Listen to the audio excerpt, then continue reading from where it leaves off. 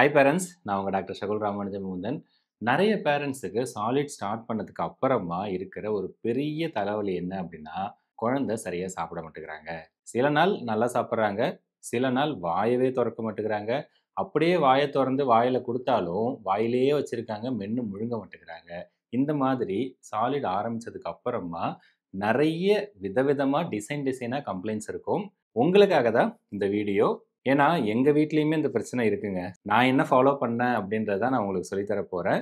இன்னைக்கான வீடியோவில் சாப்பிட்றதுக்கு இந்த மாதிரி அடம் பிடிக்கிற குழந்தைங்கள சாப்பிட வைக்கிறதுக்கு நான் ஃபாலோ பண்ண 10 டிப்ஸ் தான் நான் சொல்லி தர போகிறேன். வாங்க வீடியோக்குள்ளே போகலாம்.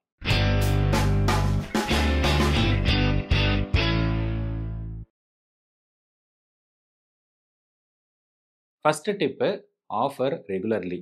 அவங்க சாப்பிட்றாங்களோ இல்லையோ, துப்புறாங்களோ முழுங்குறாங்களோ அதெல்லாம் வந்து மேட்டரே கிடையாது. டெய்லியும் நீங்கள் கொடுத்தா மட்டும்தான் குழந்தைக்கு ரிப்பீட்டடாக எக்ஸ்போஷர் ஆகும்போது சாப்பிடுவாங்க. அதாவது நீங்கள் வந்து ஒரு நாள் சாப்பிடல அப்படின்னு சொல்லிட்டு அடுத்த நாள் சாப்பாடு கொடுக்காம விட்டுறக்கூடாது. நீங்கள் இப்போ ஒரு நாளைக்கு நீங்கள் 3 வேளை இப்போ கொடுக்குறீங்களா, டெய்லியும் 3 வேளைக்கு கண்டிப்பாக உங்கள் குழந்தைக்கு சாப்பாடு கொடுக்கணும். 2வது டிப்பு எனக்கு ரொம்ப யூஸ்ஃபுல்லாக இருந்துச்சு. குழந்தைங்களுக்கு வந்து நீங்கள் ப்ரிப்பேர் பண்ணிவிட்டு ஒரு 1/2 மணி நேரம் 1 மணி நேரம் வச்சுருந்து நீங்கள் கொடுத்தீங்கன்னா ரொம்ப சில்லுன்னு ஆகிடும். இல்லை சில பேர் என்ன பண்ணுவாங்கன்னா, குழந்தை சூடாக சாப்பிட மாட்டாங்க, இல்லை சூடாக கொடுத்தா குழந்தைக்கு ஏதாச்சும் பிரச்சனை வரும்னு சொல்லிட்டு சில்லுன்னு ஆற வச்சு கொடுப்பாங்க. அந்த மாதிரி கொடுக்கும்போது நிறைய குழந்தைங்க சாப்பிட மாட்டாங்க.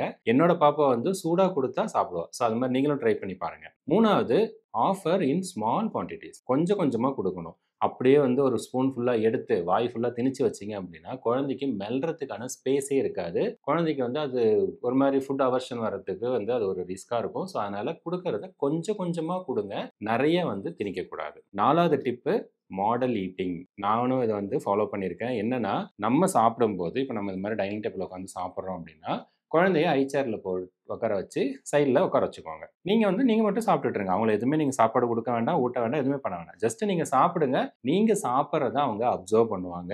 6 to 7 மந்த்லலாம் நல்லாவே குழந்தைங்க அப்சர்வ் பண்ணுவாங்க. நீங்கள் நல்லா சாப்பிட்றீங்க, நீங்கள் எடுத்து எடுத்து சாப்பிட்றீங்க அப்படின்னும் போது அதை அப்சர்வ் பண்ணுவாங்க. ஸோ சாப்பிடணும் அப்படின்ற அந்த ஒரு எண்ணம் வரும். 5வது டிப்பு, குழந்தைய எக்ஸ்ப்ளோர் பண்ண விடுங்க. ஸோ இப்போ நீங்கள் சாப்பிட்றீங்க அப்படின்னா அவங்களோட அந்த ஃபுட் ட்ரேயில் வந்து ஃபுட்டை வந்து கொஞ்சம் சின்ன சின்னதாக வந்து பீசஸாக வந்து கட் பண்ணி வச்சுருங்க.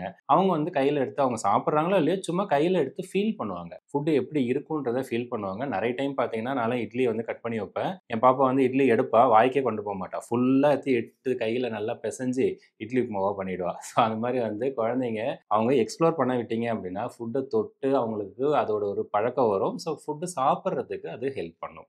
6வது டிப் வந்து டிப் அண்ட் லிக் மெத்தட். அதாவது நீங்கள் வந்து குழந்தை வாயவே திறக்க மாட்டேங்கிறாங்க அப்படின்னா நீங்கள் என்ன பண்ணணும், நீங்கள் ப்ரிப்பேர் பண்ண ஃபுட்டில் வந்து கொஞ்சமாக கையில் எடுத்துக்கோங்க. சும்மா நான் விரல்ல கொஞ்சோண்டு எடுத்து குழந்தையோட உதட்டோட கீழ் உதடு இருக்கு இல்லையா, இந்த இடத்துல இப்படி ஜஸ்ட் இப்படி டச் பண்ணி விட்டுருங்க. போதும், ஊட்டெல்லாம் வேண்டாம். நீங்கள் அதை வந்து ஜஸ்ட் டச் பண்ணால் போதும். குழந்தை வந்து நாக்க வச்சு இப்படி இப்படி பண்ணுவாங்க. லைட்டாக அதை எக்ஸ்பீரியன்ஸ் பண்ணுவாங்க. அந்த டேஸ்ட் வந்து அவங்களுக்கு பிடிச்சிருந்துச்சுன்னா ஒரு நிமிஷம் 2 நிமிஷம் கழித்து நீங்கள் திரும்ப ஆஃபர் பண்ணும்போது குழந்தை வாயை திறப்பாங்க, வாங்கிப்பாங்க, சாப்பிடுவாங்க. ஸோ இதை ட்ரை பண்ணி பாருங்கள். 7th டிப்பு ரொம்பவே யூஸ்ஃபுல்லாக இருக்கும், மிரர் காமிச்சு விட்டுறது. ஸோ குழந்தைக்கு வந்து நான் என்ன பண்ணுவேன்னா, பாப்பாவுக்கு வந்து நான் கையில் இப்படி தூக்கி வச்சுப்பேன். சாப்பாடு ஊட்டும்போது எங்களோட வீட்டில் ட்ரெஸ்ஸிங் டேபிள் இருக்கு இல்லையா, ட்ரெஸ்ஸிங் டேபிள் பக்கத்தில் போயிட்டு எடுத்து கொடுத்தா குழந்தை வந்து அந்த கண்ணாடி பார்க்கும். கண்ணாடியில் குழந்தையோட பிம்பம் இருக்கும் இல்லையா, ஸோ அதை பார்த்துட்டு குழந்தையோட அந்த ஃபேஸ் ரியாக்ஷன்லாம் பார்த்து நீங்கள் கொடுக்கும்போது குழந்தை வாயை திறந்து வாங்கிப்பாங்க. கண்ணாடி பார்த்து நீங்கள் ஊட்டும்போது குழந்தைங்க நல்லா சாப்பிடுவாங்க. ட்ரை பண்ணி பாருங்கள். சரிங்களா? அடுத்ததாக வந்து பார்த்தீங்க அப்படின்னா வெரைட்டியாக கொடுங்க.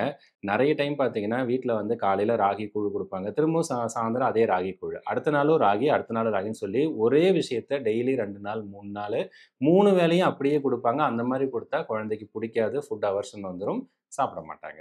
அடுத்ததாக வந்து குழந்தைக்கு நீங்கள் வந்து கொடுக்கும்போது பார்த்தீங்கன்னா, சப்போஸ் அவங்க வாங்கலை, இல்லை வாங்கிட்டு துப்பிடுறாங்க, முழுங்க மாட்டேங்கிறாங்க அப்படின்னு சொல்லி குழந்தை முன்னாடி திட்டக்கூடாது. நீங்கள் வந்து ஃப்ரஸ்ட்ரேட் ஆகிட்டு குழந்தைய வந்து திட்டுறதோ, இல்லை வந்து என்ன உனக்காக தான் இவ்வளோ கஷ்டப்பட்டு செஞ்சேன், நீ வந்து ஒரு வாய் கூட வாங்கலையே அப்படின்னு சொல்லி டென்ஷன் ஆகக்கூடாது. ஸோ குழந்தை வந்து எல்லாத்தையும் நம்மளை அப்சர்வ் பண்ணுவாங்க. நீங்கள் உங்களோட ஃபேஸ் ரியாக்ஷன்லேருந்து நீங்கள் என்ன ஃபீல் பண்ணுறீங்க எல்லாத்தையும் அவங்க அப்சர்வ் பண்ணுவாங்க. ஸோ ஃபுட்டு கொடுக்குற அந்த டைமில் நீங்கள் டென்ஷனாகவோ ஸ்ட்ரெஸ்ஸாகவோ இருந்தீங்கன்னா குழந்தைக்கு ஒரு ஃபுட்டையும் அவங்க வந்து அந்த ஸ்ட்ரெஸ் அதோட ரிலேட் பண்ணிப்பாங்க. ஸோ ஃபுட்டு அப்படின்ற அந்த சாப்பிட்ற விஷயத்த வந்து ஃபன்ஃபுல் ஆக்டிவிட்டியாக இல்லாமல் ஒரு மாதிரி ஸ்ட்ரெஸ்ஃபுல் ஒரு ஆக்டிவிட்டியோட அவங்க லிங்க் பண்ணி ஒரு ஃபுட் அவர்ஷன் வர்றதுக்கு அது ஒரு ரிஸ்க்காக இருக்கும். தென் ஃபைனலா ஃபீட் ஆஃப்டர் த நேப். நெறைய பேர் என்ன பண்றாங்க, குளிக்க வைக்கிறாங்க. குளிக்க வச்சுட்டு குழந்தை வந்து குளிச்சுட்டு வந்த உடனே கொஞ்சம் நெறைய குழந்தைங்க தூங்குவாங்க இல்லையா? குளிச்சுட்டு வந்த உடனே ஃபீட் பண்ணுவாங்க. இல்ல சாப்பாடு குடுக்கும்போது என்ன ஆகும்னா, குழந்தைங்க வந்து தூக்கம் வரும்போது சாப்பிட மாட்டாங்க. தூங்கி எந்திரிச்சதுக்கு அப்புறம் சாப்பாடு குடுங்க. சப்போஸ் வந்து உங்க குழந்தைக்கு தூக்கம் வருது, அந்த டைம்ல உங்களுக்கு சாப்பாடு குடுக்குற டைம் இருக்கு அப்டின்னா, நீங்க வந்து பிரஸ்ட் ஃபீட் பண்ணுங்க. குடிச்சுட்டு தூங்கிடுவாங்க. ஒரு 1/2 அன் ஹவர், 1 ஹவர் கழிச்சு எந்திரிக்கும்போது ஃப்ரெஷ்ஷா இருப்பாங்க. அந்த டைம்ல சாப்பாடு குடுங்க. ஸோ இந்த 10 டிப்ஸ தான் வந்து நான் ஃபாலோ பண்ணேன். இதுல வந்து எனக்கு 2, 3 டிப்ஸ் ரொம்பவே யூஸ்ஃபுல்லா இருந்துச்சு. ஸோ நீங்களும் ஃபாலோ பண்ணுங்க. உங்களுக்கு எந்த டிப் வந்து ரொம்ப யூஸ்ஃபுல்லா இருந்துச்சுன்னு சொல்லி கமெண்ட்ல சொல்லுங்க. ஸோ மத்தவங்களும் வந்து அத தெரிஞ்சுப்பாங்க. ஸோ தட் அவங்க அத ஃபாலோ பண்ணுவாங்க. இந்த வீடியோ புடிச்சிருந்துச்சுன்னா லைக் பண்ணுங்க, ஷேர் பண்ணுங்க. சேனல் சப்ஸ்கிரைப் பண்ணாதவங்க சப்ஸ்கிரைப் பண்ணுங்க. அடுத்த வீடியோல வேற ஒரு தகவலோட சந்திக்கலாம். நன்றி, வணக்கம்.